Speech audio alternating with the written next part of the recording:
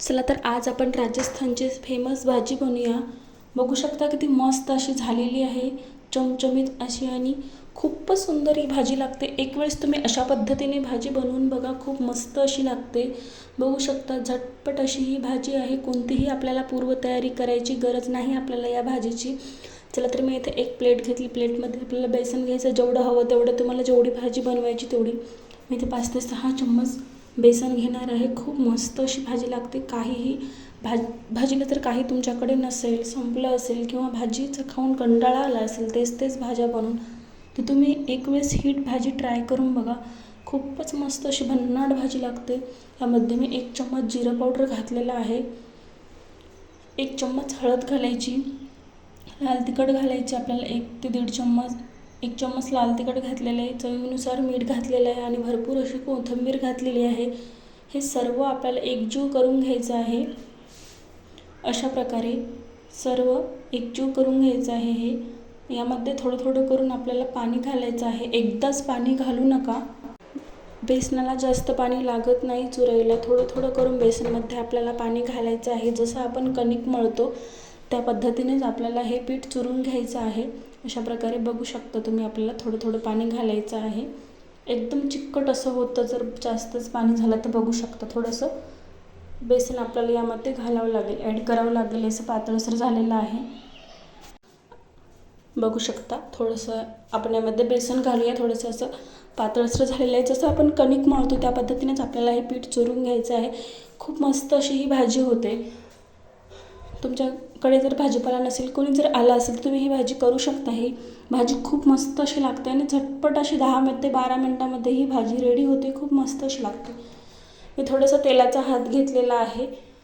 बेसन हे चिकट असतं, हाताला चिटकतं, त्यामुळे आपल्याला कणिक मळल्याच्या नंतर थोडंसं हाताला तेल लावून घ्यायचं। अशा प्रकारे बघू शकता तुम्ही, कणिक हाताला एकदम असं चिकट बेसन लागतं। मी चम्मचच्या सहाय्याने सगळं असं बेसन काढून घेते प्लेटचं। खूप मस्त अशी ही भाजी लागते, एक वेळेस तुम्ही नक्की बनवून बघा। झटपट अशी रेसिपी आहे। अशा प्रकारे आपल्याला 2 डो करून घेते आहे मी इथं। बघू शकता मस्त आपलं असं कणिक हे मळलेलं आहे, छान असं चुरून घ्यायचं आहे। खूप मस्त अशी भाजी लागते। चला तरी इथे मी आता कोळपाट घेते, त्यावरती आपल्याला अशा प्रकारे आपल्याला तेल हाताला लावून घ्यायचं आहे।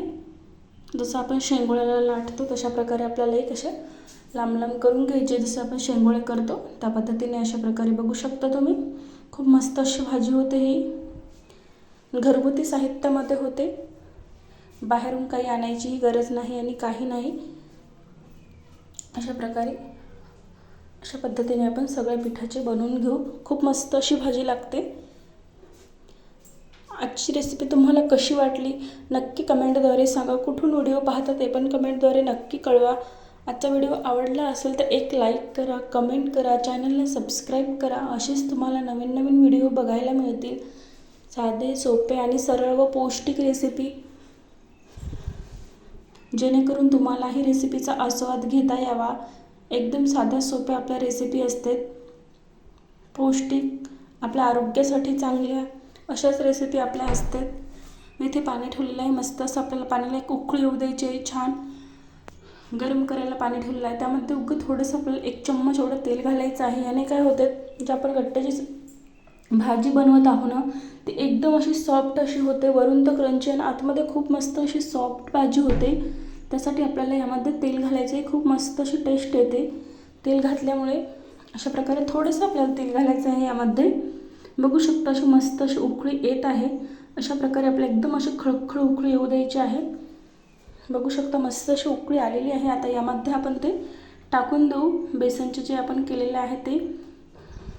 अशा प्रकारे तर तुम्ही बघू शकता, मी टाकलं की लगेच ते एकदम असे डीपमध्ये गेलेले आहेत बुडाला। बघू शकता एकदम असे, बघू शकता असे बुडाला गेलेले आहेत। हे शिजलं किंवा उकळलं, एकदम भाजलं असं कसं ओळखायचं ते पण मी तुम्हाला सांगते। आता तुम्ही बघू शकता एकदम असे बुडाला गेलेले आहेत। हे प्रॉपर असे एकदम व्यवस्थित असे भाजले, शिजले आणि उकळले गेले, हे एकदम असे अलगद वर येते पाण्याच्या वरती, तेव्हा आपण समजायचं की हे असं परफेक्ट एकदम उकळले गेले। बघू शकता तुम्ही आता एकदम असे वर आलेले आहेत हे।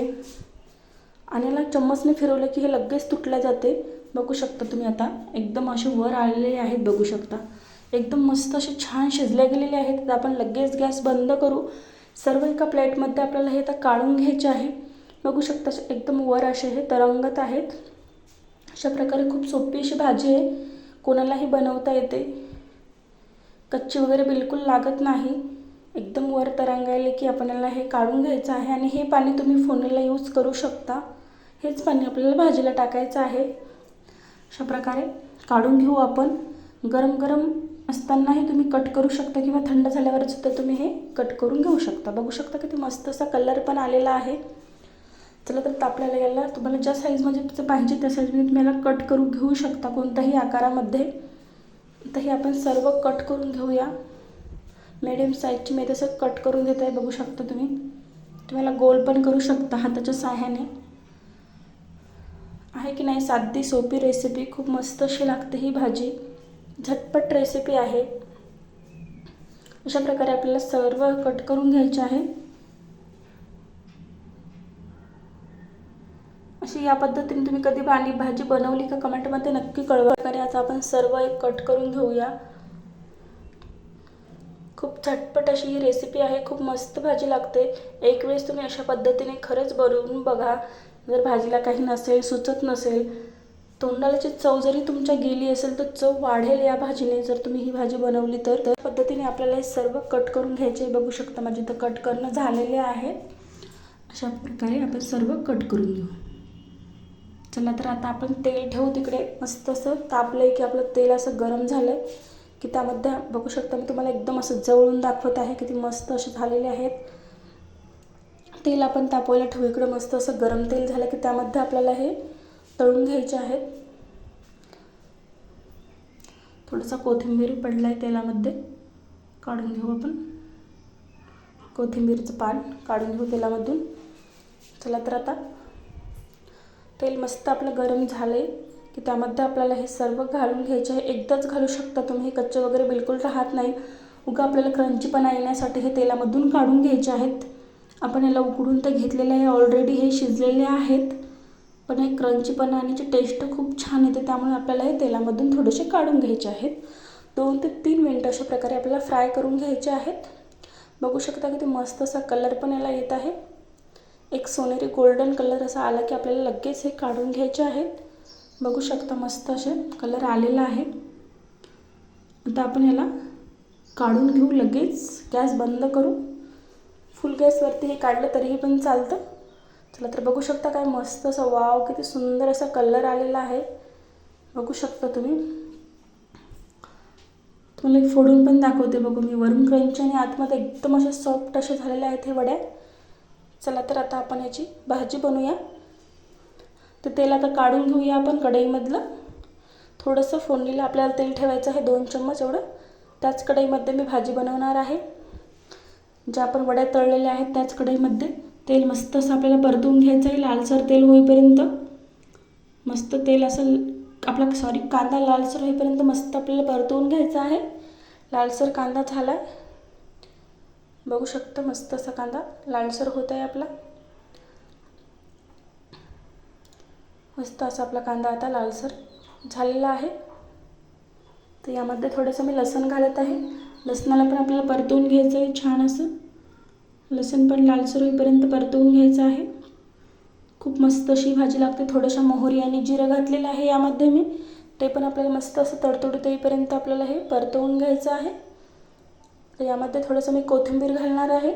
त्याला पण छान असं परतवून घ्यायचं. अशा प्रकारे खूप मस्त अशी ही भाजी होते. आता यामध्ये 1 चम्मच हळद घालणार आहे मी. हळदीला पण आपल्याला परतवून घ्यायचं छान. तर लाल तिखट घालायचं आपल्याला. लाल तिखट पण छान असं परतवून घ्यायचं आहे. आपण अगोदर पण सुरुवातीला लाल तिखट हळद मीठ वगैरे सर्व मसाले वापरलेले आहेत. त्यामुळे ते बघूनच आपल्याला टाकायचे आहेत. नाही तर खूप तिखट भाजी होईल. सुरुवातीला आपण 1 चम्मच घातलेला आहे. आता 1 ते 1.5 चम्मच मी 1 चम्मच घातलेला आहे लाल तिखट. ते पण आपल्याला छान असं व्यवस्थित परतवून घ्यायचं आहे. मीठ घालणार आहे थोडंसं मी चवीनुसार. मिठाला पण आपल्याला परतवून घ्यायचं आहे. मस्त अशी फोडणी झाली की आपल्या भाजी खूप मस्त अशी होते. जिरं पावडर घातलेलं आहे मी थोडंसं. अशा प्रकारे आता यामध्ये मी 1 ग्लास पाणी घालणार आहे. परफेक्ट असं पाणी होतं 1 ग्लास. बघू शकता 1 ग्लास पाणी घातले तर मस्त आपल्याला असं एकजीव करून घ्यायचं आहे. आता यामध्ये थोडीशी आपण कोथिंबीर घालू. अशा प्रकारे कोथिंबीर पण घातलेली आहे. आता एक उकळी येईपर्यंत आपण वाट बघू. मस्त अशी छान उकळी आली की ते वडे आपल्याला टाकून द्यायचे आहे. बघू शकता की ती मस्त अशी आपली फोडणी बसलेली आहे. वरती सर्व मसाले आलेले आहेत. मग एक उकळी आली की आपल्याला सर्व वडे यामध्ये टाकून द्यायचे आहे. बघू शकता ती मस्त आपली चमचमीत अशी आत्ताच दिसत आहे तरी भाजीला मस्त अशी छान उकळी आलेली आहे. बघू शकता तुम्ही.